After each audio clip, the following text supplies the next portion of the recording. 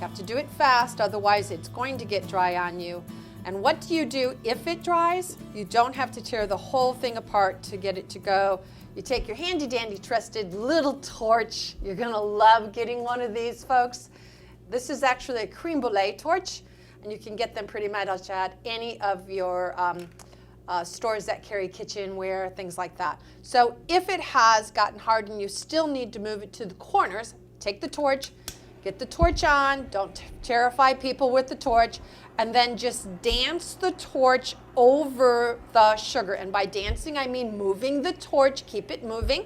You don't want it in one spot, and the reason for that is because if you hold it in one spot, you're going to burn your mold. So you don't want to do that. So dance the torch around it, and then you can just go back because it'll heat it, and you can move everything right where you need it to be. So how do you know when these are ready to come up? By the way, this is the Chicago School of Mold that I am using.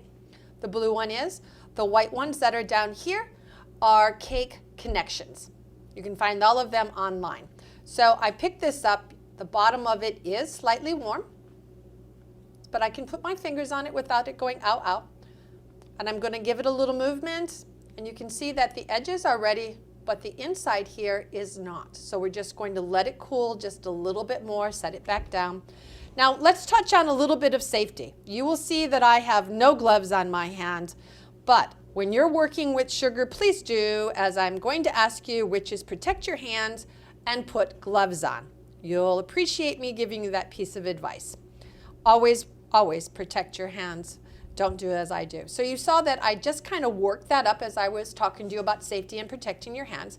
I just worked it up until it came loose.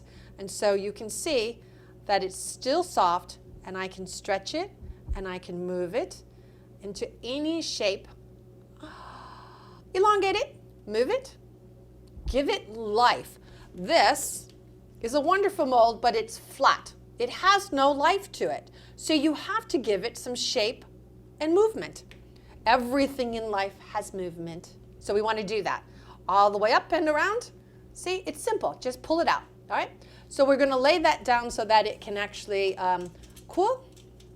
And I'm going to drape it over something so it'll give it a little bit without flattening out on me. And then I'm going to go for the next one. And it's not quite ready to go yet either.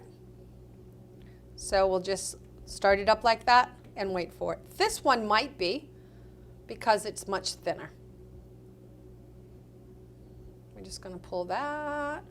Little dance. Isn't that cute? Just a little dance. Move it, move it. Anyways, so on here, because we need different lengths of leaves, and I'm just going to pull it, and wait for it to dry just a little bit more. Turn the edges. I'm going to come back to this one and see whether or not it is ready to go. Not yet. It's got that little spot right there still. Not ready. So I'm waiting on that one. I'm going to go ahead and pour this one. Yes, you get to multitask as you do this, folks. Here we go. Nice and easy. Move it around. So I'm going to pour this one at the same time. Get it out of the way. And no, I'm normally not messy like that and letting it drip. And oh, wait, yes, I am. I was going to try to fool you, but there's too many people that really know me, and they know that I do exactly that. So there would be no point in that. All right, so you see, nice and fast to the edges. I've got it a little bit over here, so I'm just going to come in and cut just like that. And so when I pop it out, it'll be ready to go. So let's see which one of these. That one's ready to go. So we're going to pull it up. The thing with sugar is move it slowly. It'll continue to stretch as long as you're moving it. Nice and easy. If I pull this fast, it's going to just snap. And so I'm going to give it a little bit of a twist and then bend it down. And that's the movement that one's going to have. So I'm going to set it over here once again so it can dry. Let's take a look at how this one's doing. Yep. All right. Don't like the top one of that. And so you're just going to pull it. There we go. That, folks, is all there is to a pour and pulling something. It's that easy. Now, this is a different way of pulling than if you were pulling under a heat lamp, which we will actually get to in just a little bit. So I'm just going to bend this around and then set it down so that it dries. These will be ready in just a couple of minutes.